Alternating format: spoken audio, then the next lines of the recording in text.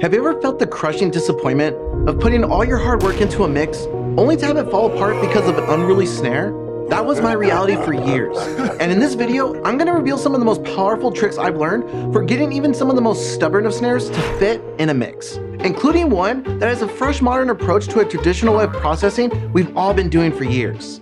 This first one deals with the problem so many drummers have, and it's actually extremely rare to find a drummer who has complete and total control over all the ligaments when they're playing drums. Sure, looking like Animal from the Muppets can be cool live, but in the studio, a drummer needs to play with total control over their dynamics with the stamina to have consistency for the record. Are you sure that this is completely necessary? Yes, dynamics in a drum performance is necessary. I'm sure there are some 127 velocity MIDI drum programmers out there that are shaking their fists at the sky about that. Oh, it's laughing now!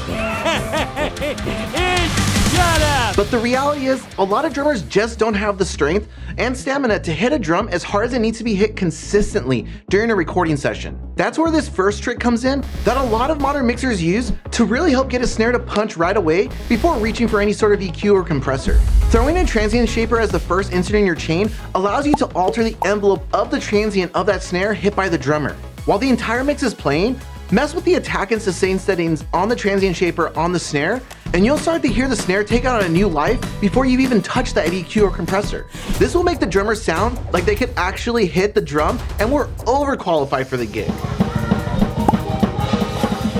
The next trick is from the king of modern metal and hardcore music, mixing bands like Knocked Loose, Stray from the Path, and Body Count. Will Putney uses a plugin that doesn't really get much love, but I know is a secret weapon for mixers like Machine the Producer and Eric Valentine.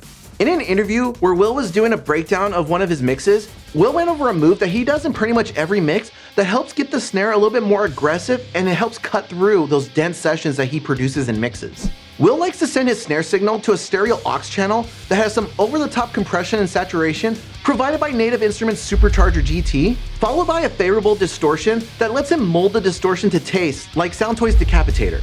Will then, see what I did there? Will blends the parallel track back into the mix, which gives the snare more punch, body, snap, crunch, bite, and every other adjective you can think of to describe a snare that just rips through a mix like Jack Nicholson ripping through the door like in The Shining.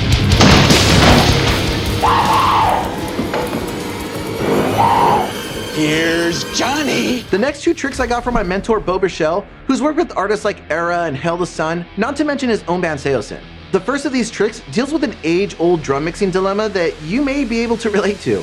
You're putting together the perfect drum mix and suddenly realize the snare just isn't cutting it. So you scour through your drum sample library, trying sample after sample, searching for the perfect one that just has the right body, tone, and character. And then, just when you think you found it, you discover that despite all the qualities you love, the tuning just isn't right for the song.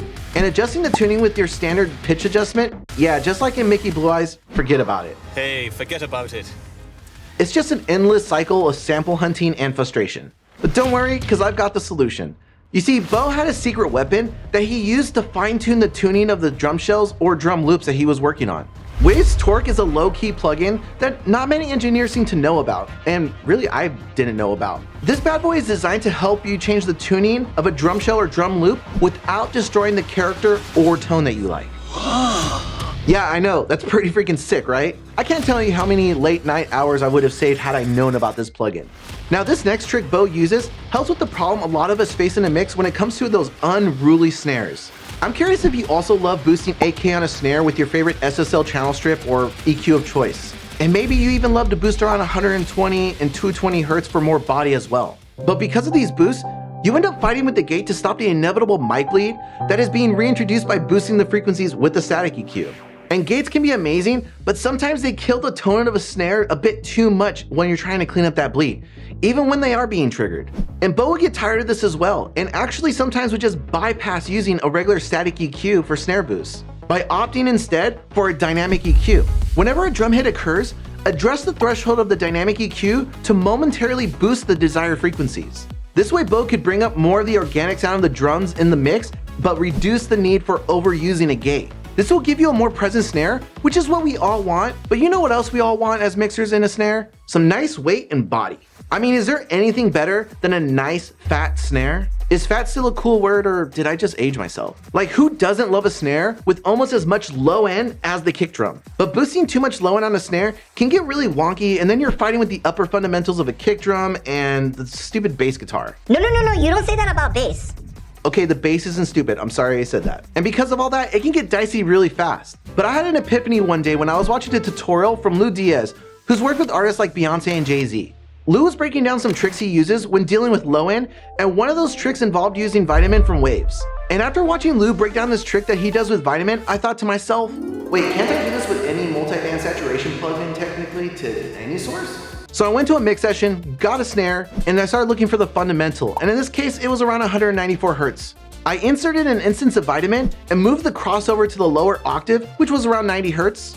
I moved another crossover to be slightly over the main fundamental as well, and started introducing the harmonics. And like Chef Emerald would have said, bam! There you have it like that, My snare just fattened up. So when I want a weightier, fattier snare, before reaching for an EQ, I take my snare Vitamin, just like Chris from Parks and Rec. Now these are some of the best tricks for getting amazing snares in your mixes, but the snare is what we as mixers obsess over, but it isn't what gets an artist fans hooked on a song to listen to on repeat. Which is why you'll want to watch this video right here for some sneaky tricks the pros use to hook listeners.